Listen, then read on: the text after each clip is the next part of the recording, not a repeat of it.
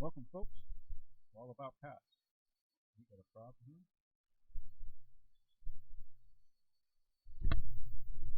Welcome, folks, to All About Cars. My name is Ralph Medeiros. I own and operate Ralph's Auto Center, and we have a mic problem here right now. Are we coming through, Matt? I don't know. Are we there? We're there. One of our other mics here is dead, and we're going to have to try to deal with that. I don't know what happened here. But I own and operate Ralph's Auto Center, located at 867 Church Street with my son Andrew. There we sell quality used cars and do all types of automotive service. So, if you have an automobile or you know someone that has an automobile and they're having any problems, they should look us up and we could no doubt help them and save them money as well. We try to do everything right by the book and try to save people money and be fair and honest in any of our diagnostics that we do and try to help folks, keep them going and on the road. So you can ring us up here at 9960500, 9960500. I think we might have to take a break here, Matt, and try to figure out what's happening here, right?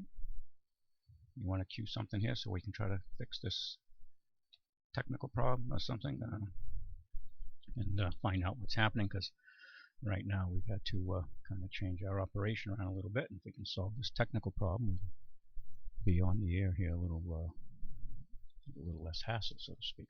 But at any rate, you can give us a call and we'd be more than happy to talk to you. If you have a car problem, with all this hot weather, people are experiencing lots of problems with overheating and air conditioning problems and tire problems, you name it, we're seeing it. Batteries, belts, hoses, the extreme weather is definitely a factor. August is kind of like the opposite of August would be February. Okay, it would be like February 13th, which is usually quite cold and bitter. Okay, we're going to play a tune. We've got to figure this out, and we'll be right back.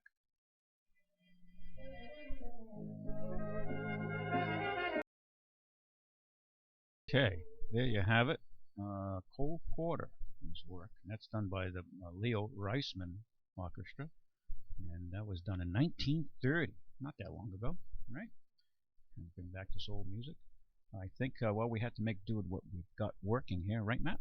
And so we're up and running. And the other mic is down, but that's the way it goes. In hot weather, all kinds of problems. We've got a caller here. We'll take this caller. Very good afternoon to you, caller. Are you with us? Yes, this is the first time I've called. Oh. And I'd like to thank your son for fixing my car, my Volkswagen. I wanted to go, but I had surgery. Oh. And he did a wonderful job. I had a rejection sticker on it, and they told me that I had to get a professional and all. And I've been listening to you since, for a while. Mm-hmm. So I went down, and he did a wonderful job. My son Andrew helped you out? Yeah, see, I'm unaware of that. Okay, well, I'm glad to hear that. Yes, and I got my regular sticker. Oh. But so you had a rejection before then. Yes, and everybody was so nice over there. Okay. And I recommend anybody to go down there first. Well, that's very kind of you. I hope it wasn't too expensive to get your car to comply. No. Yeah, matter of fact, it was when he it was less when he fixed it, and when they told me, the first one told me more. Oh. And when I went, he fixed it, and it was like, I think, about $400 less. Wow. Well, that's a substantial difference, I guess, huh? Yes. So, and as far as you're coming through the radio, you're coming through fine. Well, thank you. We the first, when we started out, we had a problem with our mic, so. No, you're coming through good. Okay. And I want to thank you and all your family. Okay? Well, thank you very much. I'm glad you're happy. Okay. Bye-bye. Okay, thank you for the call. I appreciate it. That's very nice, unexpected. Give us a call here. And if you have a problem, a car problem, this hot weather, a lot of people have been having difficulties. 9960500, 9960500, and we can talk about whatever problem that you're having going on. You get a car, whatever. I've been using my air conditioner at home, and I'm not an air conditioner type of guy.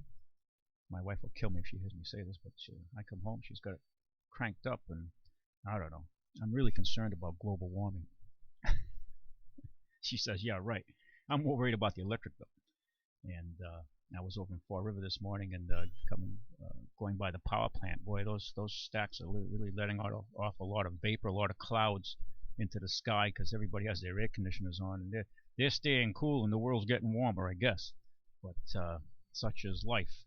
A lot of people can't take the heat, and of course, think about this: if they did really severe air conditioning restrictions, the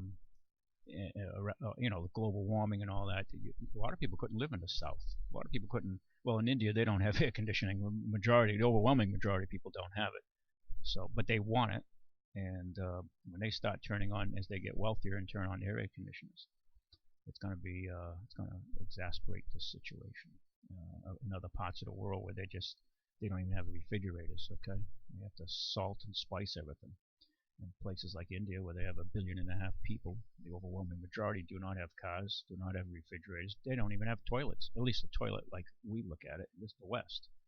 So it's and they're growing and they're developing there rather quickly. If you notice, more and more products are coming from India as production shifts from China because they're becoming more expensive in the global markets, and the production is shifting to China, more clothing, shoes, metalworks, machinery, things like that, because their wages are significantly lower than the Chinese, and they're starting at a much lower base, and they have to build their infrastructure. So the world is changing quickly, and it's changing around here as well if you're paying attention. Very good afternoon to you, caller. Yeah, can you tell me the price range of your used cars? Our price ranges generally run $4,000 to $15,000 is our emphasis. We do have cars occasionally that are in the $3,000 to $4,000 range, but they are harder to find that we'll put our name on. Okay, that meet that hopefully a decent level of reliability for sharp money. So, and you're located where? On Church Street? Yes, sir. We're right across. We're right beside. Are you familiar where Regal House Furniture is and Dollar General? Yes, I know. We're right beside that. And you're open Monday through Friday? Yes, sir. We're open Monday through Friday. The sales department's open from 9 a.m. to 6 p.m. The service opens up at 8 to 4:30 or 5. Yeah. So we're there, and at Saturdays where sales is open from 10 to 4. And Sundays we're closed. Okay. Well, thank you very much for your help. And do you have access to a computer? Yes, I can. Well, you can go to RalphsCars.com and look at our inventory. And we have cars coming in pretty much regularly every week. Okay, then. All right, and we can help you out if you need financing, whatever, if you're in the market for a car or somebody you know. Okay. All right. Okay, thank you very much. I hope to see you soon. All right, give Andrew a call. He can give you, pick his brain. He can help you out. Okay. All right, thank you for the call, sir. Thank you very much. Yep. Very good. Okay. Yeah, we do. I can talk about some cars we have here in a minute, but we do specialize in the $4,000 to $15,000 range for cars and SUVs and trucks up to $20,000 that we stock. And we bring in cars that cost considerably more, and trucks, SUVs for people who want them. But our main emphasis is in the value end of the market. A lot of folks just don't want to be buried with a 5, 6, 7 year payment, and have high sales taxes, high excise taxes, high insurances. And if you really think about it, it's crazy. So a lot of people are being more frugal. Unfortunately, many of the people who buy new cars are the very ones who shouldn't be buying them. They should be buying good quality used cars, but that's life. What are you going to do? Very good afternoon to you, caller. Afternoon, Ralph. Hey. Listen, when you buy a used car, yeah, do you have a 30-day warranty on it? The overwhelming majority of our cars we put a 90-day warranty on it. In other words, the state mandates under the Lemon Law that cars are supposed to have a minimum of a 30-day warranty, and the closer it gets to new, it can go as long as 90 days if the mileage is low and it's a relatively newer used car.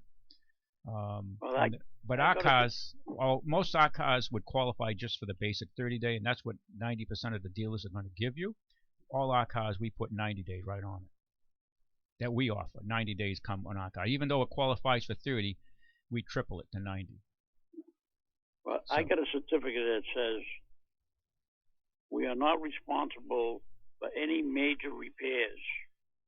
And underneath it says warranty for 30 days. Well, Have you ever heard of that? well, there's a state generic form that that would just show the three choices you would have depending on the year and the mileage of your vehicle and what it qualifies for under the state law, and maybe that's what you're looking at. But any major repair. So, is this the car you just bought? Yeah. Well, what they're telling you, I guess, if you had a transmission let go, I guess they wouldn't cover it, right? I thought they would have to cover everything up to 30 days. Well, no, you have to, under the lemon law, they have to. The main thing is to get you to a sticker. Okay, Get you another question. Yeah. If the car's been in an accident, they must tell you. Is that a No, law? no, they don't have. There's no law that says you have to tell someone. It's unethical not to. Yeah. I mean, a minor accident, if a bumper was painted or even a plastic bumper's replaced, okay. Yeah. I mean, in life, there's always little bangs and bumps. But if a vehicle had significant damage, like frame rail damage, if it was a fairly significant hurt, then you should be told or be aware of it. Yes, Yeah. you should be aware of it, absolutely. Or request a Carfax or an auto check to make sure your car is. I mean, Well, what the, recourse do you have if the salesman says this is a one-owner car that's never been hit, and then you find out it has been? well, it depends how long. The longer it goes past the sale, the more difficult it becomes. Did you Yeah. pull any documents on the car to show the history? No. Have you done a Carfax? No, I didn't do one. Oh, well, I would suggest you do that first and Right. see what all the ownerships were and what was done to the How car. do I get that online? Just go to Carfax? Yeah, you can go to Carfax. There's several out there. They're about $30 or so, $30, $40. That's why a lot of dealers don't give them to you unless you want to pay for it. We provide them to our customers who ask for it. We do provide car at no charge to our customers. And I'll be honest with you, some of the cars you buy, they're older cars and they price we're in the value in, and it's not uncommon for us to have a car that says prior accident. So we look at it and say, was it minor? Was it major? If it's major, we don't buy them. If it's frame damage or if it's a total branded titles, we're not into that. That's not our business. Now, if a door got scratched or the car had a bumper replaced, there's minor stuff, parking lot stuff we call it, right? Yep. But I mean, I don't know what kind of car is this that you're talking about? It's a Monte. Monte? Kia Monte. Oh, okay, Kia. They don't make them anymore. Yeah. I was just wondering. Well, what I would suggest is, if you have, you can consult with Andrew. He's pretty knowledgeable on that. My son, he's at the dealership. And also, you might want to read the reviews of whoever you bought it from. It'll give you an indicator of what kind of outfit they are. Yeah. Nobody's perfect. I mean, even our reviews, you can't please everybody all the time. No. I mean, Jesus Christ couldn't do it when he was walking the earth.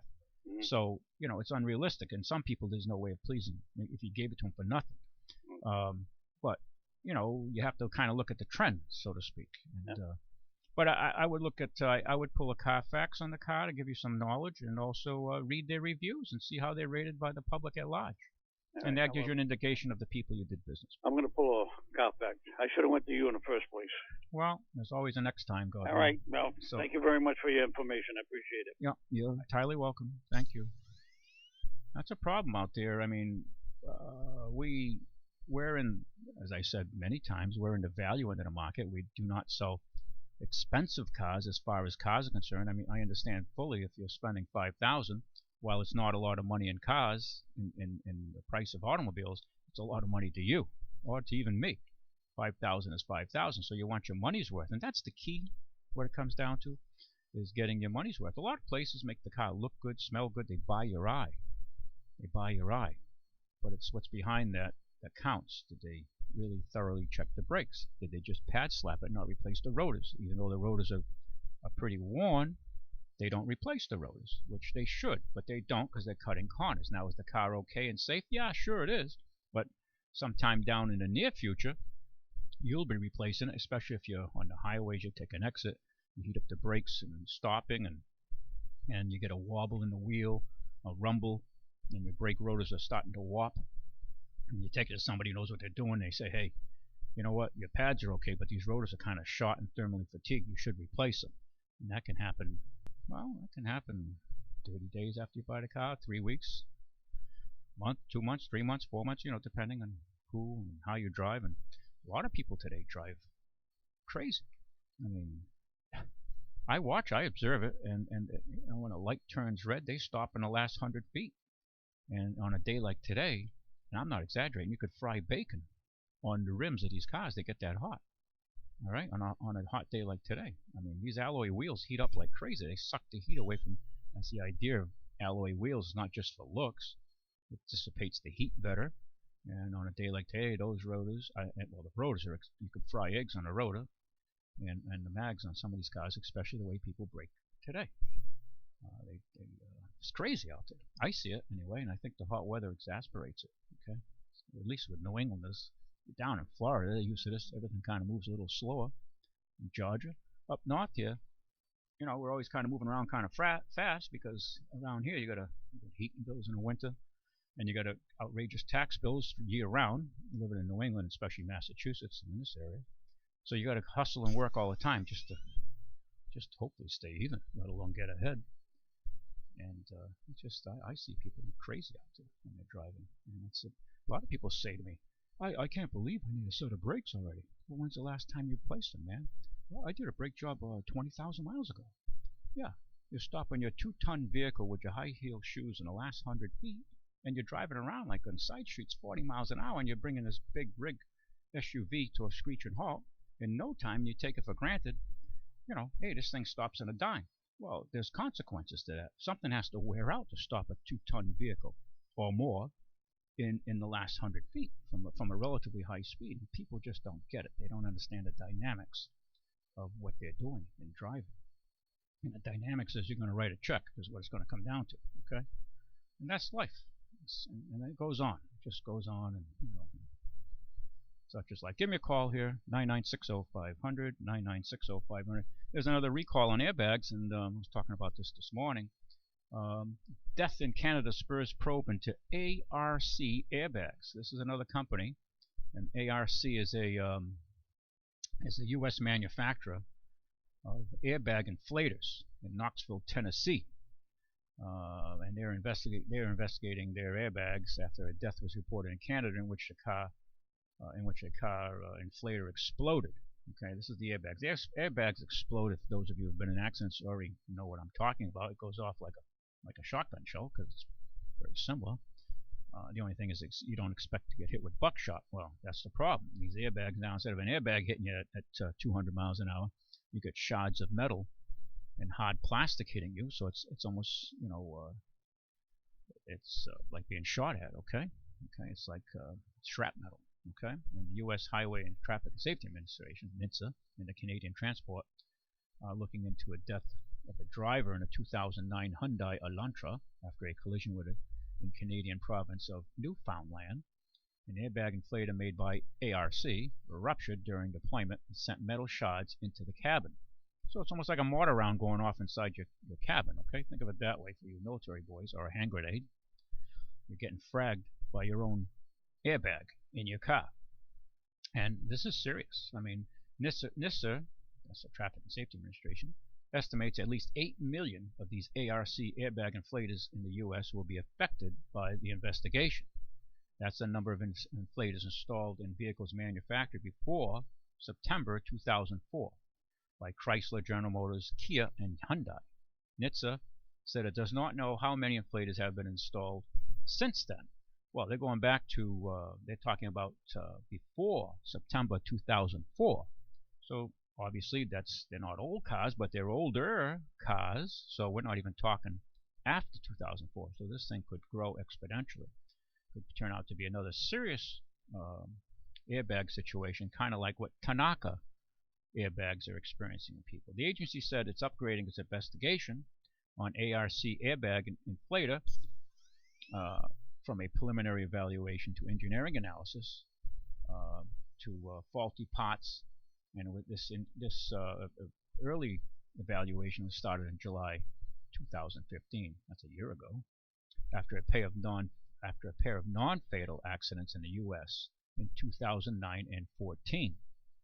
So I mean, I guess the bureaucracy, as slow as it moves, I guess they're aware of this, but sometimes these bureaucracies move, it's like watching ice melt, unless you're dealing with the IRS. Then they're all over you.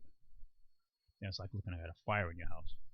NHTSA said that ARC, A-R-C, I shouldn't say ARC, but A-R-C, airbag inflator that was involved in the Canadian crash was manufactured in China. Well, are we surprised? These companies subcontract to China to make more gross. It's an American company. And these happen to be made in China. The agency said Hyundai did not use the type ARC inflator that was involved in the U.S. in the crashes in the U.S. versions of the 09 Elantra. Well, they have different vendors. It's probably Tanaka, just as bad, I guess. Who knows? But anyway, if you have one of these vehicles, it does pay for you to pay attention to recalls, notices, and things like that. And you should have your car run just to be safe. And it's not just airbags. I mean, they have all kinds of problems. Braking problems, subframe problems. You name it, they're out there. Recalls like crazy. You know, I had a lady who bought a 2008 or 9, maybe it was a 9. And she was complaining, I had to be back here twice to fix this problem. Young girl, she really doesn't have a clue when it comes what it takes to keep your car running or anything running. And I said to her, we only been back twice. We took care of the problem. In the diag, sometimes you have to come back to see if it reoccurs. You know, blah, blah, blah. Explain to her there's no shortcuts to try and diagnose something. And they just have a difficulty. They think things are like your TV. Plug it in, turn it off. It works. Until it burns out, then nobody knows how to fix it. You have to buy another one or send it to some service facility out in Utah, and God knows when you get it back because nobody can fix it locally. So things are changing fast. Very good afternoon to you, caller. Good morning. Good morning. Yes, I don't know how technical you get into your questions or not. I just recently found your show. I have a problem with battery drain with my 2004 Ford Freestar. Mm-hmm. And I believe it's related to something they call the Smart Junction Box. Okay. Which allows power to remain on for certain items like power windows, radio, and several other items. Correct, yeah. I'm wondering if there's any quick and easy way to disable the Smart Junction Box while I'm doing my current testing, because I'm a do-it-yourself type of guy with some electronics experience. Okay, good question. Yeah, that's a problem with these little these devices that stay active. Now you'd have to look up your specs and see what the Ford. This is a Windstar, you said, right? Freestar, which is the son of Windstar. That's the newest one. I'm sorry. The Freestar is the replacement for the Windstar. Correct. Yeah. Okay. You'd have to see what they give for specifications for a milliamp draw when you just shut off the vehicle, and then when that module goes into the sleep mode and knocks off. Because you're right, it does stay alert and awake sometimes for an hour, 40 minutes, 30 minutes, 5 minutes, depending on how it's programmed. And then if it doesn't shut down, you'd have to see, if that draw is enough to kill the battery. It kills the battery over several days. Oh, okay. Several days. I know there's a problem with a current drain, but I'm just wondering, is there any quick and easy way to pull a fuse and disable that Smart Junction Box? You could probably do that, yeah. See what feeds that circuit, correct. But it might knock off some other items that... I'm not worried during the testing phase. Okay. All right. Yeah, you'd have to look at some schematic and see how it's wired and how they energize it. Because they're probably on your circuit, on the fuse panel. You probably have two of them in that car, I would dare say. One for the heavier stuff and one for the lighter. They could be side by side. I can't remember from memory, but is there anyone in your shop I could talk to? Yeah, there are people there. They're technical that can. Do they have names? You can call Ulysses. I mean, we could diagnose it for you. I like Ulysses. That's a good, strong name. Yeah, Ulysses. He's on a. Just remember who's on a $50 bill. And I asked. Grant. That's right, Ulysses S. Grant. Okay, then I'll try dropping by your shop one of these days and scratching Ulysses' brain. I won't leave any permanent damage. Yeah. Yeah, if you're going to go chase it yourself, if you want us to tech it, of course, there'd be a charge because we have to tie up men and manpower. My problem is poverty. Yeah. Well, boy. I'd be glad to buy him a cup of coffee and sit down for a few minutes. Yeah, you know what, though? I have empathy for you. It's So you're handy, you're technically adept at doing this kind of work, or technical I do have an associate's degree in electronics. Oh, good for you. And 50 years experience.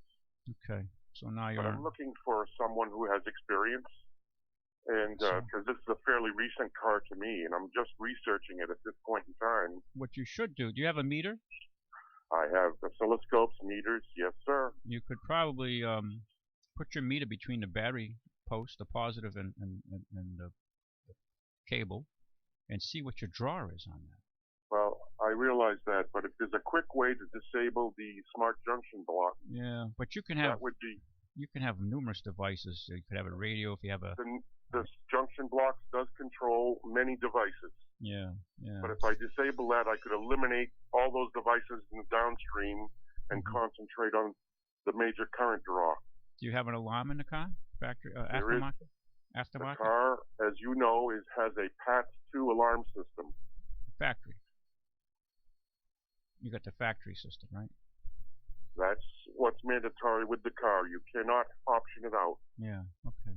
Well, I know it has the security key. Yeah, the chip key. It does use a transponder key, correct? Yeah, yeah. But if you have usually the alarm is an upgrade, or people put an aftermarket. And aftermarket ones can turn into be vampires on power too, or even factory ones. You know, like we're dealing with standard equipment here. Yeah. Okay. Okay. Well, I had a Volvo that we had a problem with that drove everybody nuts. And okay, then. Thank you very much for your aid. Bye Thank now. you. Yep. Bye bye. Okay. There you have it. Now, so if you have one of these cars with these airbag problems, it would pay to investigate it.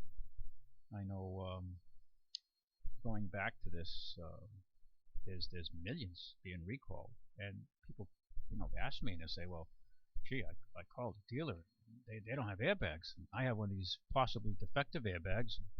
What's going to happen if it goes off? Well, that's $1 million question, right? You probably get a better chance of getting hurt by your airbag than hitting the lottery, I guess. But they're so far behind in building modified ones that in any case it take months, maybe a year, maybe two to get an upgrade, because we're talking millions, and it's a global problem. And this is what's happening out there. And some areas, like the Tanaka airbags, were affected by moisture. Days like today. This is kind of like a Florida day, if you will, or a southern day, high humidity, high temperature, and these devices react differently. So everything reacts differently in the heat as it does in the cold. Because, we try to engineer these things, factor this in, but there's unknown unknowns, as they say, and until they become apparent, there's no fix, because it's been unknown up until now.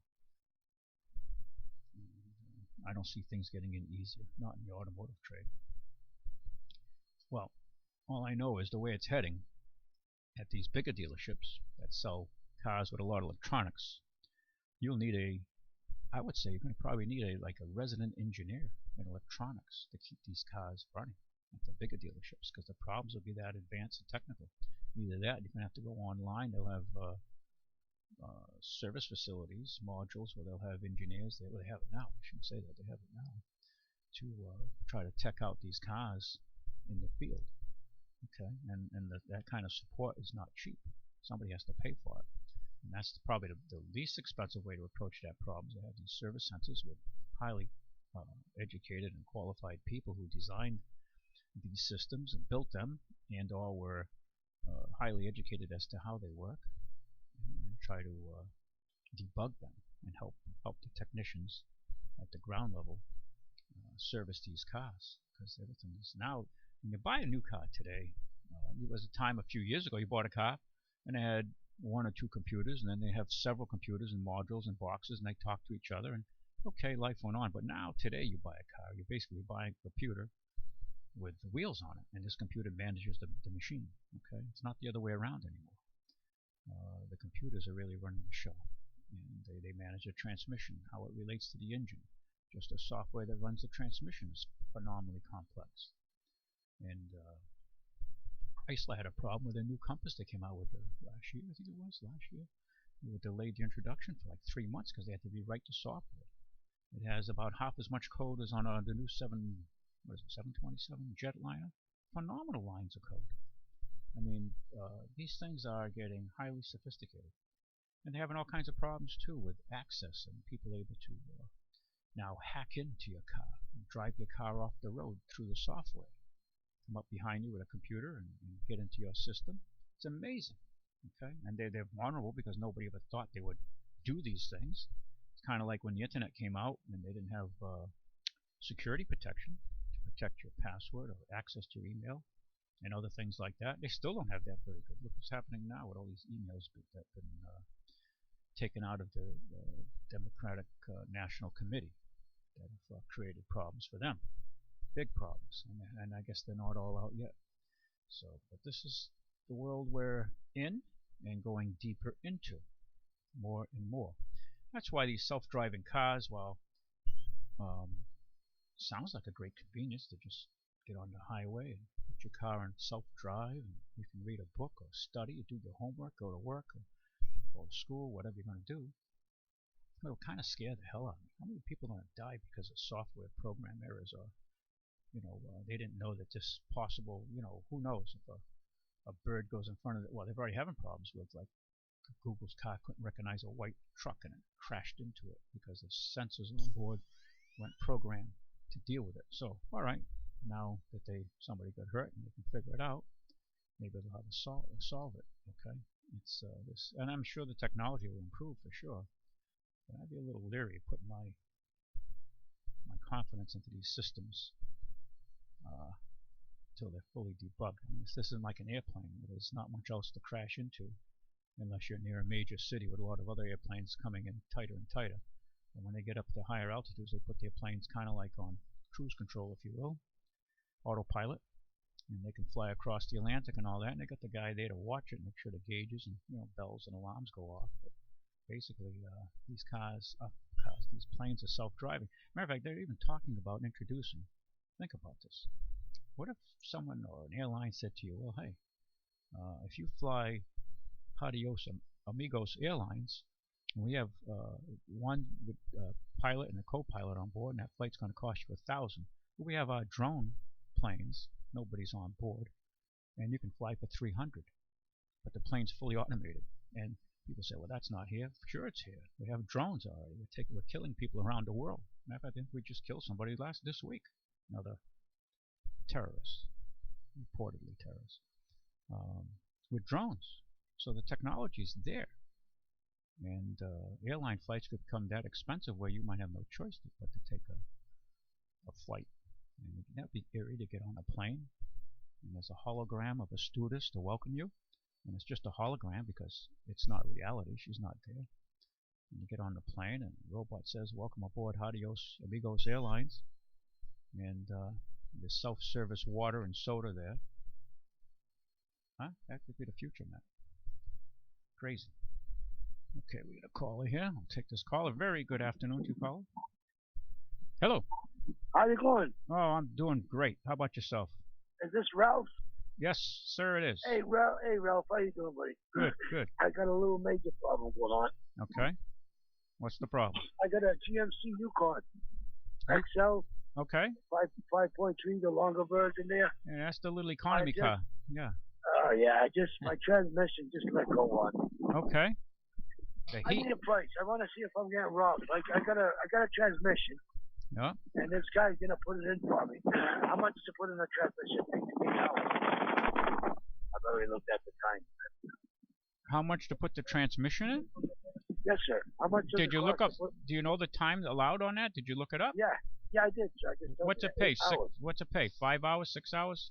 I just told you it was 8 hours. Oh, I can't hear you. You're breaking up. Sounds like you're outside. I'm sorry. Yeah. It's 8 hours, Ralphie. 8 hours. I was just calling on you because I want to see if I'm getting robbed on the price the guy's charging me.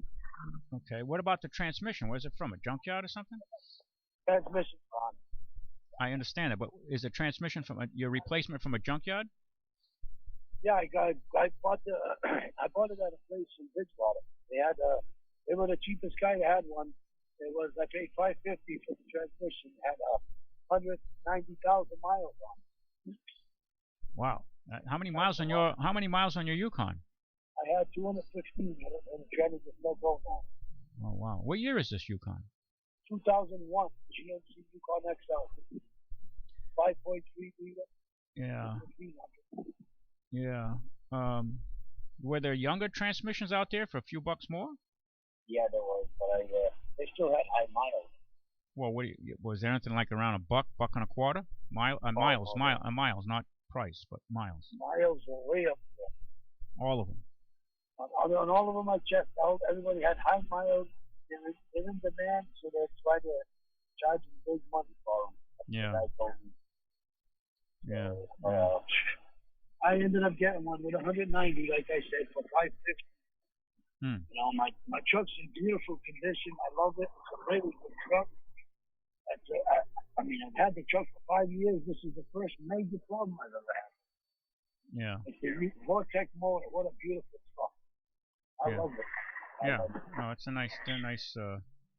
nice rigs. And that's 4x4, of course, right? Up here in New England.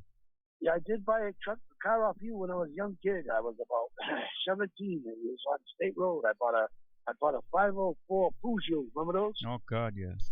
Yeah. You're still talking to me? yeah. Well, because that was a beautiful car. It was, yeah. Good. Yeah. That thing lasted me for a while. It was a good car. At the end, when I needed brakes, I went through the windshield. Somebody smashed me, put me right through the windshield. Okay, wow. That was in 1986, so I bought it off you around that time. Wow. And you give me a good deal because you knew I was a working man at the time. I was working, and I told you my story, and you wanted $1,000 for it, but you ended up getting it for $700. Wow.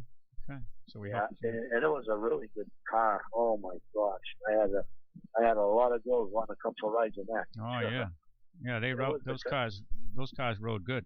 It had the roll back sunroof. I had to put it back in my hand. And the seats were cushy. It was a very nice car, but I had the accident. But let's get back to that training. Well, install that. You're probably going to look at $5, $7 on top of my head. Yeah. Okay. So the guy did tell me it's going to be about almost $6. Yeah. That's with the fluids, everything. He's going to do the fluids, everything. Yeah. Well, that doesn't sound like it's crazy. He's being fair with you. So about $6 sounds pretty good, yeah. Yeah, it doesn't sound. Yeah, I might. He's a good friend of mine. I mean, he's a good kid. It's Ferrera's Auto. Yeah, I don't know them. Cove Road. Yeah, he's a really good, smart mechanic. Is he? Yeah. He does the job right the first time. You don't have to go back to him for problems. You know what I mean? He does it right the first time. That's a good thing. But I could get in my truck today, drive it 500 feet, and it goes right out of gear. Just starts revving high. Well, hey, the old horse has gone 200 what miles? How many? 15. 215,000 miles. Yeah. I've been everywhere with that truck, Ralphie. I've been to New Hampshire, Hampton Beach. Yeah. And let me ask you a question. The horse has been loyal to you, right? Yes, it has been. That's been. When's the last time you flushed the transmission out? Well, I got to tell you, in 5 years, I only flushed it once. Yeah. How many times you wash your face and brush your teeth, guy? You got to take care of those things. Every day. Yeah, I know. All right. But the thing is this: what happens is I had it for about 4 years, and then I finally did the transmission in the filter. And you know what happened? Everything after that went down the drain. Yeah. Well, it's the relationship. Yeah. Well, Yeah, go ahead. No, well, I'm just saying, if you ever want to replace the horse, let us know. Okay, Ralphie. Have a good day. Thank you. Be safe. Stay cool. Thank you. I need all the blessings I can get. Okay. A lot of calls today. A lot of technical calls. 9960500. Where's Rouse on Church Street? How do you get there? Well, the easiest way to get there, unless you're close in the north end and you don't know the city too well, the best way to get there would be take 140, whether you're coming from the north or the south. Exit 5, put you right on Church Street, Phillips Road. You bear to the right, it's the Church Street side. Put you right on Church Street, not a traffic light, not a stop sign. I mean, you might have to stop if there's traffic coming. And then head down Church Street, just over a half mile. On the right-hand side, we're right after Regal House Furniture. Then there's Webb Plumbing and Heating, a big red building, kind of a plumber's supply for plumbers and that kind of sort of thing. And Dollar General. And there's Rouse, directly opposite of New Bedford Vocational's faculty entrance to bring cars in. where they would bring the buses in, which will be happening pretty soon, I guess, right? School starts in probably a couple of weeks or so. Here we are here in, oh God, almost the middle of August. Can you believe it? Summer's going by so fast. And speaking of which, sunrise today was at 5:51. 5:51. You realize that? That's like 9 minutes before 6. Okay? 9 minutes before 6, spoken in a different way. We lost 7 minutes from last Saturday. Sunset. This is disturbing. I gotta get it off my chest. 7:46 will be sunset. So just about quarter of 8. We lost 9 minutes from last Saturday. This week, the tide of light is rushing south. We lost 16 minutes of light up here in New England and the Northeast. Oh, I should say the Northern Hemisphere, to be more precise. So far this year, we've lost 1 hour and 17 minutes of light. So, like it or not, we're heading into fall. It's still a little ways out, but it's getting closer each and every passing hour. Okay, the tide of light is rushing. The world keeps spinning and moving. And that's the way the world turns. And high tide here in New Bedford will be this afternoon. I guess it's coming in right now. Will be at 4:59. So let's call it 5 o'clock. Will be high tide. Good time to go down to the water and maybe soak your feet in the water. Stay cool. Go swimming. Go for a sail. If you have a boat, or maybe you know somebody who has a boat, go with them.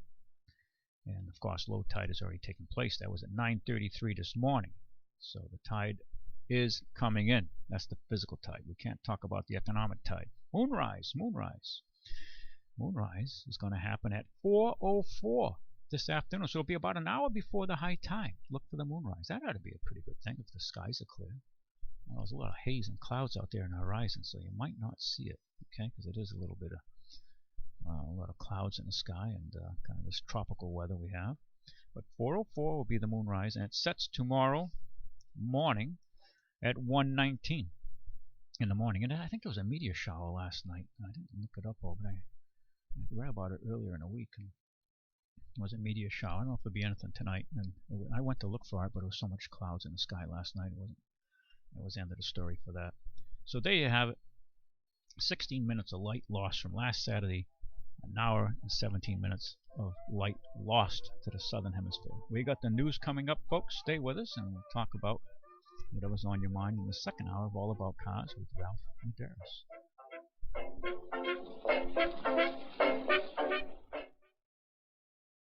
Man, I can't believe Fidel Castro is 90 years old. I'm not honoring his birthday anyway because he's been a tyrant. Communism, socialism, a lot of people there, they're just about surviving. They've allowed some capitalism to come into the island now, but not much. And that's why they're warming up to us with slightly better relations, allowing the island to open up a little bit more, because the benefactor, Venezuela, is broke. There's chaos over there. People are just about, getting through the day. Matter of fact, there's major problems over in Venezuela. They're trying to force people on the farms to work. I mean, read into it. If you haven't been online, look into what's happening over there. It's a disaster. And the country's a wealthy country. I think it's one of the wealthiest countries as far as oil resources go.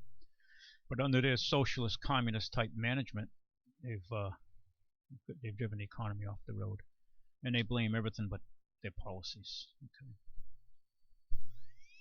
And hopefully we don't turn into a Venezuela, that we don't go that far in this country. But Fidel, 90 years old, God, one tough guy, let me tell you. And he's certainly buried a lot of people in his own country, and his friend and foes alike in the political world.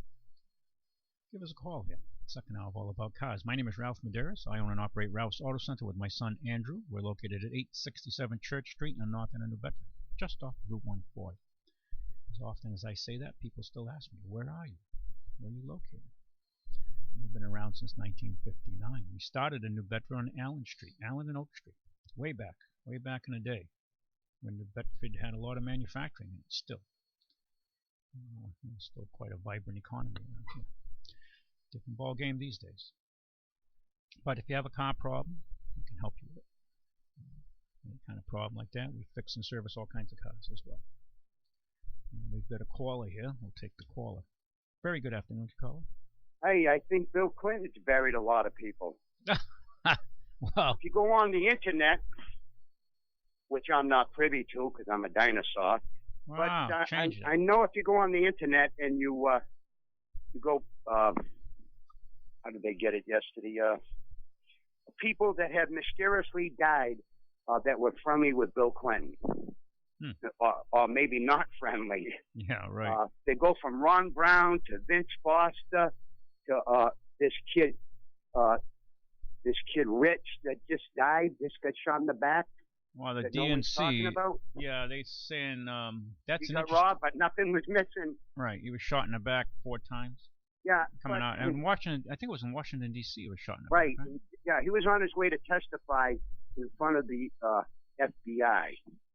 And yeah, that's interesting, isn't it? And his ankles were all scraped up. You know what? That's a sign of abduction. Yeah. That's a sign of abduction. Yeah, there's like 90 some odd people. And the girl that supposedly was pregnant with Bill Clinton's kid, and she was found dead. Supposedly suicide, but no autopsies were allowed in a lot of these mysterious deaths. Yeah, like people should go online and check it out. Judge Scalia is the latest case. Who? Judge Scalia, Anthony. Oh no, yeah, Chief Judge, yeah. He was a devout Catholic. Went to Latin Mass. I think he went to Mass every day. Yeah. And usually devout Catholics are not cremated; they're buried.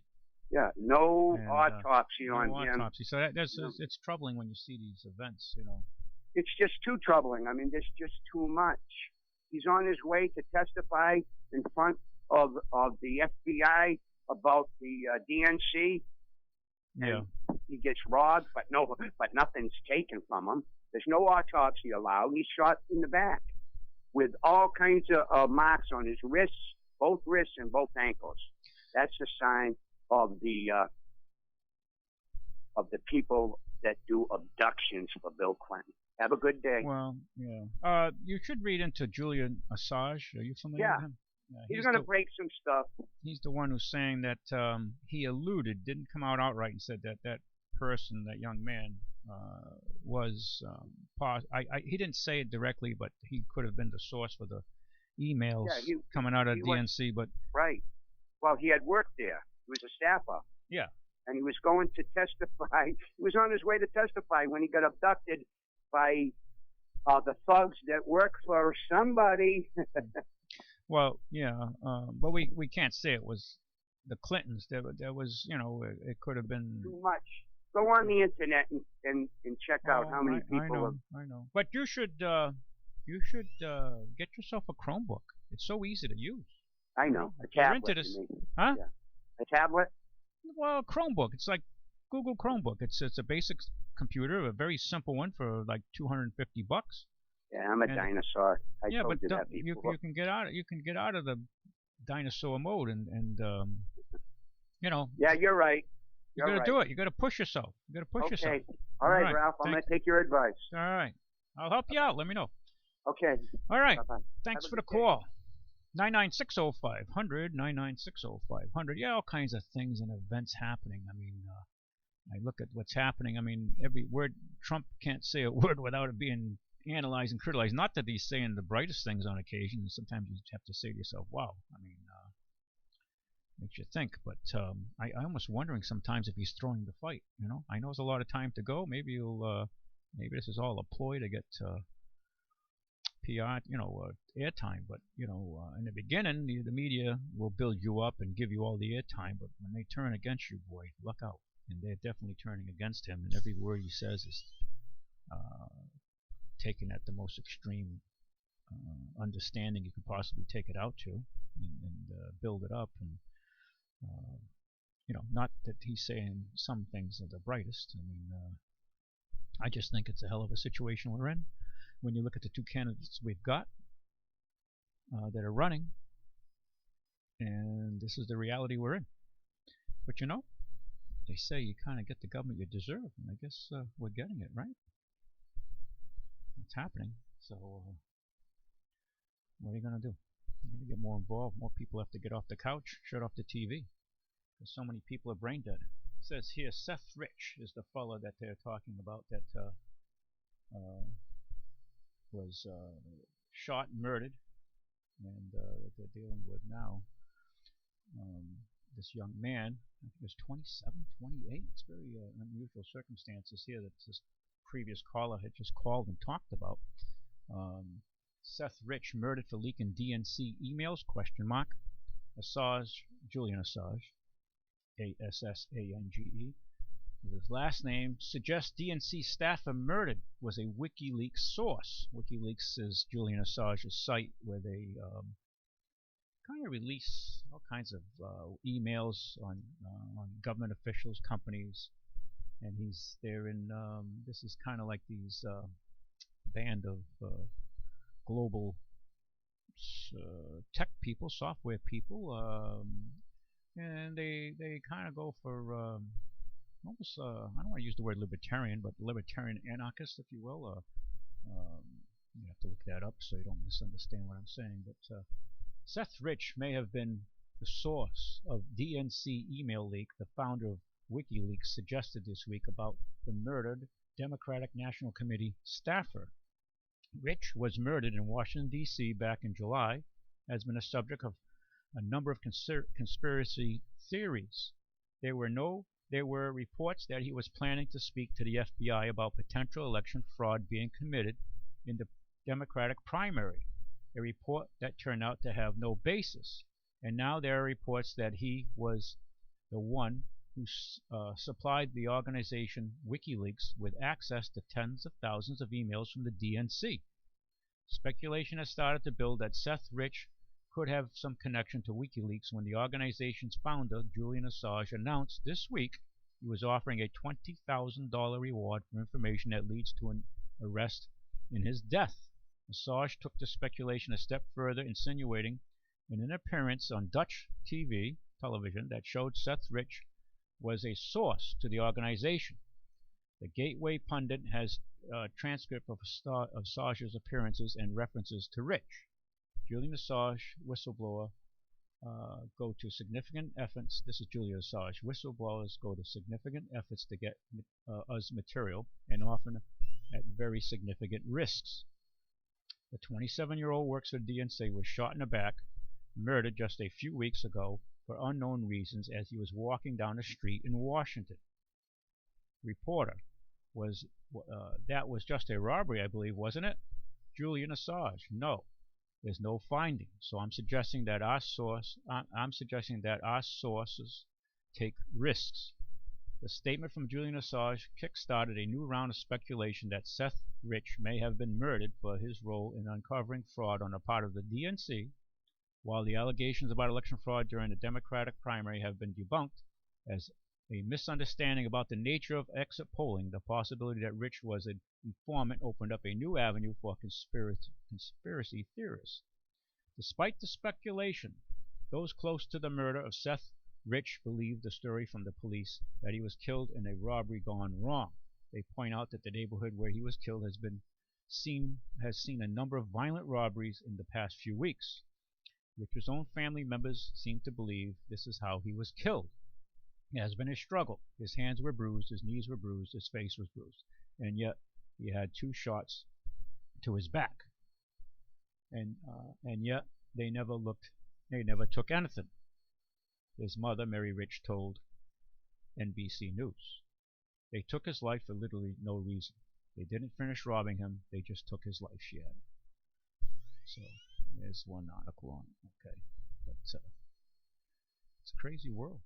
And hey, I don't doubt for a minute when you get into the higher levels of power, you have to be careful what you say, what you do. I mean, they'll take you out. Not just most governments, okay? This is nothing new, certainly around the world. I don't think it's nothing new with our government either, for that matter. Give me a call here. We can talk about whatever's on your mind. 9960500. By the way, folks, just to let you know, we can charge your air conditioning if it's getting a little hot out there for you and you can't deal with this any longer. $75 we can charge it, bring it back up online if that's the problem you're experiencing, is because you're low on refrigerant. So $75, we can recharge your system and get you cool again. Or maybe it's not as cool as it should be. We can just get the system up and running. Also, we do a lot of exhaust work too. People come in, a lot of these foreign cars have these flex pipes in the front, kind of like a little accordion type metal, and they break. They're made to absorb vibration and the engine movement. And very often you go to a service facility and they'll say, well, you got to replace the whole pipe from the header down to the cap. And we can go in and basically cut out the old piece and put a new flex pipe in and save you a lot of money. You don't have to, in many occasions, replace the whole pipe. We can just take out the bad section, weld in a new piece, and away you go for considerably less money. So if you're experiencing a loud exhaust, you should let us look at it, and we can patch you up, providing your system isn't totally rotted out, due to just wear and tear and lack of maintenance. So, but we've done lots of these pipes for folks and saved them considerable money, and keeping their cars running longer. It's a perfect fix at a reasonable cost to keep your car running better. And also, some of these flex pipes will put on your E-light, because now you've changed the mixture that gets to the oxygen sensor either before or after the cat. And so it's best to get these things resolved quickly, because if you feed your cat too much fuel, let's say, and for other issues, and you overheat it, and then you burn it out and you shorten its life, then you don't know what a bill is until you have to replace your cat converter. Then you're going to really be crying. Very good afternoon to you, caller. Hey, Ralphie. Billy. Yeah. How are you doing today? You home or you out? I'm just sitting on my porch here, nice breeze. Oh, good. You got a breeze today. That's good. Yeah, a little breeze today. Yeah. Well, today is still a warm day. I'm not complaining. I know you like heat. Yeah, I'm kind of like a lot lizard. In the car business, they call you a lot lizard. So, well, Billy, you just have to. It's what it is. I mean, the opposite of today would be February 13th. So think of it that way. Yeah. That's the way I look at it, and I'd rather take a day like today than look at February 13th. I know a lot of people disagree with me on that. I was at the shop the other day talking about it. Everybody's moaning and groaning, including Ulysses. Oh, I'll take February. And I said, not me. Not me. February maybe in Florida, but not up. I'm just getting sick of the cold weather. But hey, everybody's different. Yeah, you're right. What makes the world go along. And that's why we have different color shoes and different color clothes and different people running for election, I guess. I don't know if we're better off with a dictator. I don't know. We might find out. Jesus. Oh, God almighty. I don't know, boy. Yeah. Well, I just thought I'd give you a call. Yeah. See how things are going. We got a truce right now, right? So. Yeah, we have a truce right now. Yeah, we have a truce right now. Summer break. We're on vacation. Yep. On vacation. Too hot. Yeah, too hot. Too hot to think. Well, just for the record, Billy, today, if this past, the opposite of today would have been February 13th, and on February 13th, the high was 24 degrees, and the low was 4 degrees, depending, like Rochester, I guess would be 4 degrees. So on this past February 13th, 6 months ago now, the opposite of today, which was the dead middle of winter, pretty much like this is kind of like the dead middle of summer, it was 24 was the high, and 4 was the low. Now, what say you? What would you prefer? About 65 to 70. Yeah. Yeah, you're in between, right? Yep. You're going to be. That's what I can stand. Yeah. Yeah, and no humidity. Yeah. Well, if I had take. Today's temperatures are on February 24th, 24 in the daylight and 4 degrees at night. No, forget it. Not me. And there's no leaves on the trees, and it's cold and probably icy, and the heat is running. No, I'll take the hot weather. That's me. That's me. That's you, huh? Yep, that's me. Yeah. What can I say? Well. But I mean, All right, Ralphie. All right, Billy. You stay cool and enjoy. I hear your wind chimes in the back. They sound quite nice. Yeah, they're blowing all over the place. It's got a nice little breeze here, believe it or not. Yeah, no, they sound good. They sound therapeutic. Yeah, this is for sick people. Yeah, they sound. That's no, it's no, it's good to listen to them. I very often play Tibetan bells, and that reminds me of that. I can call some up. Everybody think I'm nuts, but that's fun to listen to too. If you have, you could have access to the internet, but well, maybe later today you'll go out and get an ice cream cone with your significant other. Well, I can't have them right this minute. You can't. Maybe another That's couple right. weeks. Oh, all right. Just I gotta wait. Okay. Yeah. Yeah. But I could have a yogurt maybe. Yeah, yogurt, maybe a popsicle. Hey, yeah, there you go. Popsicle. I mean, that doesn't have any fat, a little bit of calories, and the sugar. I guess they're all made with high fructose corn syrup. Ain't nothing get away with that stuff. Sugar, calories, and stuff. Yeah. Yeah. So, yeah. Well, I think you're better off with the sugar than that artificial sugars anyway. Yeah, you're probably right. Yeah, I would stay away from all right, that Ralph. stuff. Yeah, I'll catch you Monday. All right, we'll talk Monday. And see if we want to take it up there. Let me know. Okay. All right, buddy? We'll do. All right, bye. Thank you for the call. Okay. So, also we're getting ready, we're helping a lot of folks get their cars ready for the kids to go back to school, back to college, back to high school, or their wives are starting more of a full-time schedule come, after Labor Day. If you're in that situation, we can help you put your car for your son or your daughter, your wife, or yourself back in shape for the winter not right around the corner. So fall's right around the corner. Let's talk about it that way. And certainly winter is in our looking forward. And summer's starting to head into the rearview mirror.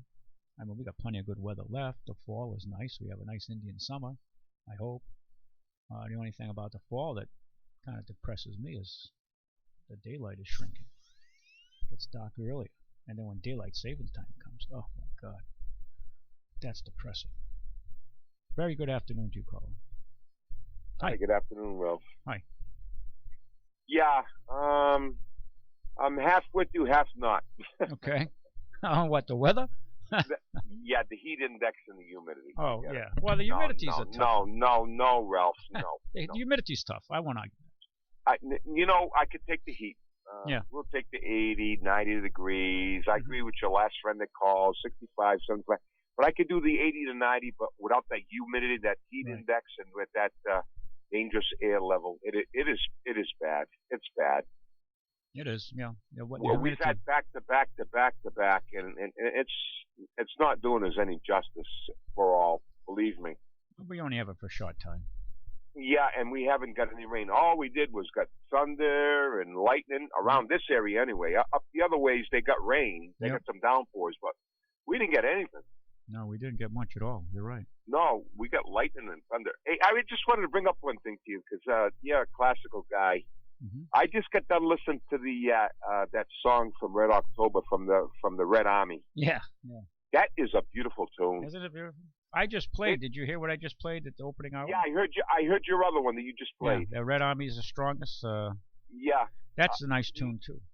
I like the symphony in it. I like the singing and the Hunt for Red October. That's where the theme song came from the Red Army. They did it actually. Yeah. It is beautiful. And I just wish there would be some harmony with us in the United States. That's all I care about. And China also.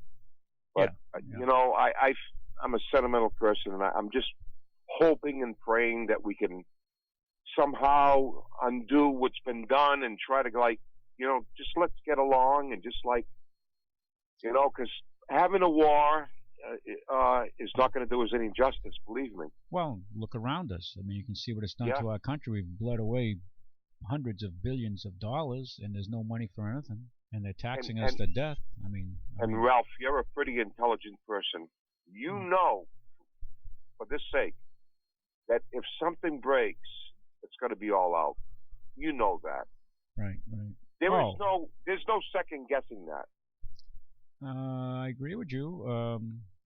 I think it could be potentially a humbling experience for us. Yes, it would be. It would be.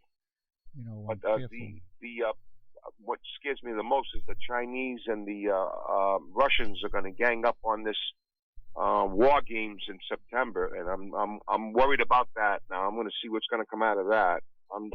Did you check out that website I told you about? Pardon me? Did you check out that Chinese website, military site I told you about? You got to call me at the office. I'll give you some websites to go to if you're into that kind of stuff. Yeah, I'm gonna absolutely. I'll definitely do that. I'll look it because up. I have some websites, but I'm not getting the real top shelf stuff that I really want to listen to or look at. Yeah, I'll give you some sites. It's fun to look at and read about, and you'll be smarter. Yeah. You'll be smarter than the average bear. All right, my friend. You have a great day. Thank you. Enjoy the day. Stay cool. I'm gonna try, Ralph. Thanks. All right. Okay, we've got calls all over the place there. Very good afternoon to you, caller. Welcome. Hi, Ralph. Norm here. Norm, how you doing, Norm? I'm very well, and you, sir? Good. So always nice to call in your show. I haven't got to call for a little while because we've been busy and we went away for a little bit, but I'm happy to be back and calling. So you went on holiday, vacation? Yeah, well, we went to a horse show with a couple of Morgan horses. Very good. Very regional good. Morgan horse show. So yeah, Morgan's fun. There's a unique breed of horse, huh? They're big horses. Well, not overly big, but they were known for being very versatile and having a good temperament. Yeah, but they were strong horses, though. Yes, the farmer would use them to work in his field all day, then hook them up to a buggy and take his family to town at night, and they would just keep going. They were very versatile breed, and the only true first American breed of horses. So they were kind of built like Soviet women. Yeah, I guess you could say that. That's the way to put it. The older Soviet one, some of the ones I saw were outstanding. But I'm only playing with you. But No, but I was listening to, of course, you call it before Billy, and this gentleman just called. Yeah. And I'd like to just comment a little bit about this. About nobody really wants to go to war, and I think that you need a strong military so that you don't have to go to war just to show a show of force. Mm-hmm. And these thugs, this ISIS gang, or ISIL as the president calls them, all right, the only thing these guys understand is force. You can't talk to them. They'd behead you in a heartbeat rather than talk to you. You have to show force to these people because that's all they understand. And, that's it. And if you try to talk to them, they think of you as being weak. Oh, absolutely, yeah. But it's almost like we're creating these cultural wars, clashes between cultures here. You got a society out there in the Middle East. Many of them are still 500, 1,000 years behind us, at least socially. Not that we've progressed in some ways. In many ways, we've regressed as far as character, integrity on a lot of folks. We've kind of dumbed down. Well, if we didn't and weren't so dependent on their oil and we brought up our own and did our own, they'd be nothing but a bunch of goat herders and camel farmers, camel riders, whatever you want to call them, because they have no income except the oil that gets bought there. And instead of putting the brakes on our energy, so we're buying it from them, that's what's making them rich, and they have the money to buy all these arms. Yeah, well, our foreign policy in that part of the world has been misguided now for well over a decade. These wars and also our complacency and recently. It's a mixed bag over there, and you're dealing with these different tribal, the Sunnis and the Shia, and there's all kinds of factors there, and in many ways we have no business being there, and in my opinion, I think we get back to getting our country back in shape. We have some severe issues in our country. We have war zones in Chicago, war zones in Baltimore, and major cities. We got a war going on in this country. It's just you don't hear much about it. I mean, No, I'm with you there. We need to support our police, our sheriffs, our military, and let them know that we're behind them. Every time I get to talk to an officer, I let them know the silent majority is behind you, and we do support you, because it's important to let them know, because who would want their jobs today not knowing if you're going to make it home at the end of the day or live to collect your pension? Yeah. No, it's a dangerous world out there. It is, and there's too many crackpots and nitwits, but all we can do is hope we give our children a good foundation. They learn, the proper things. They learn personal responsibility, and then we can just hope that the next generation will be able to take care of us when we get up in our twilight years, as they say. But our society has been corrupted or hijacked, or has just a moral corruption in it and rot that if we don't deal with it, and it comes down to you and me as individual. Government can't make these changes. We are the government. It comes down to the individual family. That is the ultimate government, little government, if you want to call it, each family, where you have a mother, a dad, and they raise the family. If they happen to separate, the husband or the wife maintains responsibility to the children they created. They may disagree with each other, but fine, you better do the best you can to raise your kids, and that's the problem. Families are not, there's less families in a traditional sense than has ever been. And basically you have government is raising many of these kids, and in the sense of with support, okay, and welfare and all these other, it's just this fractured society we live in, and we're reaping the results of it now. It's more than apparent coming forward here what's going on, and the schools are having a hard time teaching these kids, and it's a disaster. It's a disaster. Well, it's the breakdown of the moral character of the American society. Okay, yeah, and I'm not saying you're going to go out there and throw Bibles at people. No, I'm not advocating that at all. I'm not. I don't say that. No, I'm not advocating. They need to go back to having some corporal punishment in school. I went to Catholic school, and man, you stepped out of line, they'd be cracking your hand with a 16-inch ruler. I remember one time I'm a southpaw, but I write with my right hand because of the Catholic school, the nuns. And one time they caught me right with my left hand, brought me up to the nun's desk, hold your hands out to crack it. I moved my hands at the last second. She got herself in the knee. They grabbed me by the ear, dragged me upstairs to the Mother Superior's office, had me kneeling in the corner while they called home, talked to my mom in French. When they talked in French, you knew you were screwed. Well, in comes the priest, doesn't ask me what happened, comes up to me, what'd you do? And gave me a boot in the ass while I was kneeling in the corner. But you know what? I think I turned out okay. Yeah. Well, sometimes you can take it to extreme, too. I mean, some people are sadistic, okay? And I'm not an advocate of, you got to be careful how far you're going to go, because we already have this is not against the physical police, but we have a police state now. They watch you, everything you do, where you go on the internet, where you travel. You need your license is your internal passport in America. If you don't have a formal ID issued by the state, you're pretty much your SOL. You can't go nowhere, do anything. I mean, it's we're losing so many of our civil liberties and our financial liberties as well with this higher taxation. More of our wealth is being taxed and controlled, and you can't do nothing. Every time you go to build something, you go through a million reviews and boards, and the regulations are out of hand, but it's all about the money. They follow the money. It's all about it's money and power too. Okay, it's we've sat by and seen this erosion go on, and you hear somebody speak up about it and say, "Oh, he's a crackpot, whatever," and here we are now. You go to do a project or anything, you got a million reviews and laws. You can't do this, you can't do that. They can't institute any kind of behavior in schools because, well, the law is against it. You can't. It's just we've painted ourselves in a corner. Well, welcome to our new world. Okay. I'm going to give you a really good for instance. Of course, I've been in business for 39 years, and we do excavation, concrete work. We do concrete driveways, and we have to get permits to go across the sidewalk. Even if it's grass, it's still considered a sidewalk for town property for pedestrians. Well, if you take New Bedford, and when I started, we would go into the engineering department, pay for our permit, we had our bond, and we would go to the building department, they'd write the permit number in the book, and you moved on. Now, let's fast forward 30 plus years from when I started. Now we have to go pay the fee to the building department. They want you to pull a building permit.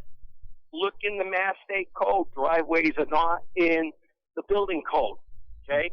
But you cannot get your street obstruction or disturbance permit unless you have a building permit. It's all about the money. The only thing the building department has to say is the setback, because they're the zoning bylaw officials for the city. So they'll hold you up 60 days to get this permit, and the state law says after 30 days you apply for a building permit. You can do the job. You don't have to wait. If they don't say yay or nay in 30 days, you move on. You just keep working. But yet the engineering department holds you back because you don't have a building permit. And I told them, you're they're in violation telling us this. But nobody wants to hear it, but they're in violation, and the building department has no reason to hold us back. Yeah, well, it's people got to get involved. Yeah, it's all about the money. That extra fee you got to pay to the building department. I don't think you've seen nothing yet. Most of these towns and cities and government, they're broke. They need revenue, and they're going to come at anybody that they can get money out of. I mean, it's just realities. They just have obligations and unfunded liabilities that are, looming in the future here. That either they make some changes and cutbacks, or they just come after you and taxes, and it's like death by 1,000 cuts. I gotta let you go, Norm. Well, the people that are paying, they are giving out the money. They're not spending their money, so they have no. I don't know what the word I want to use, but they're not responsible for how the money's being spent. So they're willing to give away the taxpayers' money. And my mom, who worked for the city for, I don't know, probably 30 years as a cook in the New Bedford School Department, they didn't pay a lot of money back then, but they had a secure job. You got health insurance. Now you work for a municipality, and they want to pay more than the private sector can pay, plus every holiday, plus every benefit. And then the poor guy who's struggling can't afford to meet the wages, but he's got to pay the tax. Right. Well, that's what we have now, two societies, and you hit the hammer right on the nail there. Gotta let you go, brother. All right. Thank you, Ralph. Yep. God bless. Yep. Bye-bye. Thank you. Bye-bye. Very good afternoon to you, caller. Hey, Ralph, that guy that called before me, he is funny. But I called to complain about property taxes. I'm glad you're talking about that too. Okay, the caller before this. Okay, yeah, okay. Yeah, yeah, property taxes. I know why my taxes are going up, because my neighbors aren't paying theirs. Oh. I've got a guy live next door to me. He just moved out a little while ago because he couldn't meet his mortgage, so he moved out. The lady lives almost across the street from me. She hasn't paid her mortgage in 2 years. Now, if she hasn't paid her mortgage, then she hasn't paid her property taxes, and she hasn't paid her homeowner's insurance, because they all work together. I mean, well, but you have to have empathy for them, because they're probably struggling. Well, they are struggling, and I feel sorry for her. She's a divorced mother. People, there's some. You have to have empathy for these people. They're struggling. Everybody's struggling. I mean, not everybody, but many people are struggling, trying to keep this system going. This property taxes are an issue for sure. I mean, they're severe. I find my property taxes very difficult to come up with. Now, I heard that the city just gave the workers a raise, and I'm certainly not. It's just a small raise, like 65 cents an hour or something. But how do you give them raises when less money is coming in? Go around the city and look at all the vacant houses, so if they're not paying property taxes, how does that cover that? How can you afford to give a raise? I mean, I feel bad for them. They deserve a raise. They probably deserve more than that. Yeah. But no one denies, if the resources are there to get a raise. That's right. When you work for a company, let's say in the private sector, if the money's not coming in, then they can't give a raise. And the same thing in the public sector. If the money's not coming in, then how do you give raises? It's in the contract or whatever. Well, the public sector has done far better than the private sector has when it comes to pay raises. I think that's undeniable. When you look at the numbers. Absolutely. When you look at the numbers. I'm sure you'd love to give all your workers raises. I would, but I can't even give I haven't had a raise in years. There's no way. There is absolutely no way. No way. And I'm not crying in coffee here, but by everybody, it's a struggle. I'm not going to tell you otherwise. This is the reality. People have different views, and your views are based on your own bias and what you feed your mind. And a lot of folks don't feed their mind as well as they should feed their mind, okay? They feed their stomachs, but maybe not their brain. But anyway, look what's happening. Look what was announced in the news yesterday. Macy's is shutting down, 10% of all their stores? Nobody has money. Think about this. Macy's. Now, say what you will, when Macy's downgraded their store a lot to try to keep up with the people as they get poorer. They're trying to just generate revenue by lowering their brands and cheaper brands, what have you. And what else announced today? Today, Ruby Tuesday is shutting down. I don't know how many stores they're shutting down. So you look at all these announcements, this contraction of our retail economy. Why are they contracting? Why? Because they're not making money. They're losing money. So they have to reset themselves in relation to the size of our economy. So in spite of all the BS you see out there about this, employment, these things are improving, sales were flat, but really it was up from the month before, all this malarkey you hear about, then you look at the cold hard numbers. These stores are pulling back because they have no choice. They're blowing their brains out. Well, I read some reports where they were saying, like, yeah, the more well-heeled consumer is cutting back quite a bit. And I've seen, in my occupation, I've seen people getting a lot of packages and stuff, but that's kind of tapering off now. And I think people have just said, well, I know the economy stinks, but I'm going to reward myself. I'm going to buy all kinds of things. But when the credit card's maxed out and you can't buy anymore, then that's a problem. And you can't reward yourself. And now the bills are here. Yeah, you run out of other people's money. Yeah. But Hillary said that if we elect Donald Trump, we're going to go into a recession. But I think that could be a good thing because I think we're in a depression right now. So if we elected Trump, then we would raise ourselves out of the depression into recession. She makes it sound like everything's so beautiful in the world, and electing him is gonna put us into recession. I think we're in a depression right now, and well, I things aren't certainly. I mean, if you look at the economic growth over the last 8 years, it's the worst recovery we've had since Roosevelt was president during the Great Depression. And when did he take power? 31 he came in. You'll have to ask Billy. That's before my time. Yeah. No, but just the economy is the worst we've had since the Great Well, Depression. look at our president. What's he done? I mean, well, it's not just him; it's all the people behind him too, and the policies. It's the policies. I mean, he doesn't. The guy that was on before you, he was talking about like energy independence for our country. We probably produce. I think we produce more oil now in this country than Saudi Arabia. So we made them rich before when we were relying on them. But now, what they supply is what they call the marginal barrel of oil. They don't provide the most, but they do provide a good bit. And so, if they were to raise their prices or something, then it would or cut back on their production, which they're not gonna. But if they were to cut back on their production, it would raise the price of oil. But, you get our president fighting the Keystone XL pipeline.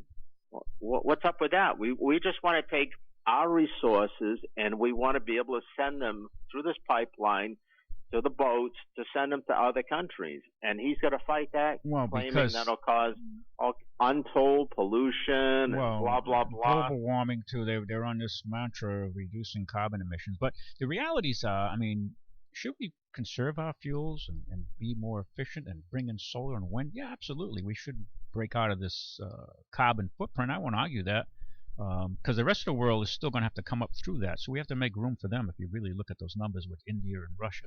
India and Russia's got to rise, but they don't have many people there. And China's still rising. But India is the next huge elephant in the global room.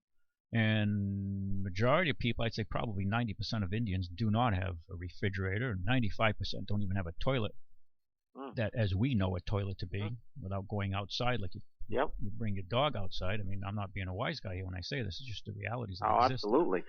Outhouses and in other parts of the world, that's just the way it is. It's just the way it is. No, I'm not being a wise guy. It's just the way it is. And we're not demeaning anybody. You're just stating the fact. But they have to rise, and we have to be more efficient and move into the next dimension, if you will, in energy. But also, we're going to leave a lot of people behind in this country who can't afford to buy your new car that gets 54 miles to the gallon. And if it breaks, God forbid, you better have, because you're going to need an engineer to fix it. Absolutely. You're no more shade tree mechanic. Yeah, you're going to give it all back when you repair it. I mean, these are the realities coming at us. I mean, I see it. I see it coming at me every year. Well, you're the one who has to try to explain those high bills to the consumers. Who everybody is saying, recycling doesn't cost; it pays. But it pays. It costs them when you have to pay to recycle your used motor oil, and now you're not going to swallow that cost. You have to pass that on to the consumer. So that's just a tip of the iceberg there. It's a tip. Yeah, and that's one most 99% of people have no problem paying. But I got to let you guys another caller here lined up. We're running out of time. But thank you for the conversation. Nice talking with you, Ralph. And as I mentioned to you before about economics, I got some other sites. The Economist is good, but they have a view that you and I both agree on. That's good read though. Good hard read. Make sure learn British English. You gotta have a dictionary or they're a little too highbrow. They're highbrow. Well, their English is a bit different than ours for sure. Oh, absolutely. Well, we have to defer to them because they invented the word English. They are English. So let you go. All right. Thanks. Bye. Bye. Very good afternoon to you, caller. Hey, good afternoon, Ralph. Hey, how are you? So much to talk about. I know. But I'm going to pick up on the comment the previous caller made about the Keystone Pipeline. Mm-hmm. There's a good example of, in terms of the average American, fraud. You get this low-grade oil coming from Canada. One of the big investors is the Koch brothers. It will produce a minimum of jobs constructing the pipeline and monitoring the pipeline. And I'm not even sure if those jobs would be for Americans or not. That oil will now then go to the refineries in the Texas area, which happens to be a free trade zone. And Trump supports that, which is interesting. Tying up our refineries, after all, you only get so many refineries. Yeah, but wait a minute. They're going to bring down the Albertan a lot, and not just Albertan, a lot of it coming down from Dakotas as well. No, it's primarily about Canadian oil, tar sands oil. The northern states, and then that oil gets shipped overseas to other countries that will take our jobs. Isn't that wonderful? What? No. Listen, there's a bigger picture here. You're looking at it. Since we've developed the disease of trickle-down economics, Reagan may or may not have been the first. And now with Trump, which is really a supporter of trickle-down economics, the average person has not been keeping up. Wait a minute. Don't you think it's trickle-down government right now? I mean, come on. The big businesses control the government. You could go Monday morning to Congress and see all the lobbyists lined up in the aisles to get what they want. Okay? Well, they lobby for what they want. Corporations, multinational corporations now. I get so offended where we can't say America first anymore because we so worship the Holy Trinity, the Dow, the NASDAQ, and the S&P. Yeah. So nobody cares about the American worker. Okay, it looked good for a while, and I saw this when I worked retail back in the 80s, where, people were handing me their credit card. In those days, we had to call it in. We didn't have all the highfalutin technology. And often they were rejected. Why? Because they were full. Yeah. So they'd hand me another credit card until we worked our way to a credit card that wasn't full. The economy looked good because people were spending more money than they had. Yeah. The previous caller talked about mortgage situation. Same thing. Many of those mortgages should never have been written in the first place. Yeah, but greed. Oh, you got it. There was a case in Florida. I thought this is how sick it got. Yeah. A bank was trying to foreclose on this guy's house, and he had to fight like hell. But here's the catch: he never even had a mortgage with them. Did some chucklehead not say to the bank, "Produce your documentation"? Well, of course not. In Massachusetts alone, Martha Coakley, the former AG, said over half of the mortgage foreclosures were done with, I'll be kind. I'll use really kind words. I got to let you go. Incomplete documents. Yeah. Isn't that nice? Don't let it bug you. life goes on. By the way, we got the largest shale oil deposit, I think, in the world, even more than Canada. You know what the problem is? It's not oil. Some people during the Iraq War would say, well, that oil should be coming to us. We risked our lives. It was never about oil for us. No. It was about oil for the global economy. Yeah. Who's surprised? Because we're the big cop in the world, okay? Yeah, so you're familiar with the name Paul Wolf? Oh yeah, absolutely, yeah. Yeah, there was one of the architects of the war. Where does he go working after that? World Bank. World Bank. Right. What a coinkadinkle. Yeah. What is it? Does it surprise you? It doesn't matter if you're Republican, Democrat. Gotta let you go though. Thank you for the call. Good. Yeah. Well, we talked about a lot of stuff. Whether we solved any problems, God only knows. But hey, thank you for the conversation. Remember, folks, we need your support. It's a difficult world out there. We're out for election every day. You vote with your dollars, and we hope you vote with us. And we offer you honest service and maintain your car, keep you going. We offer good value on good quality used cars and maintenance. If you don't have a car, send people to us. We appreciate it. It's difficult times out there. I don't want to sound like a preacher out there, but I do have to get out here and preach and ask that you come and support us, because that's what it's all about. And because without your support, we can't make it. And I got to tell you, it's a rough world out there. It really is. If you're running a business today, we're just trying to keep our boys busy, and we try to give you good, honest service without ripping you off. And there's plenty of that going on now because people are getting desperate. So please look us up. We need your support. Thank you for listening. God bless. Catch you next week, God willing. Bye-bye. Enjoy the summer day.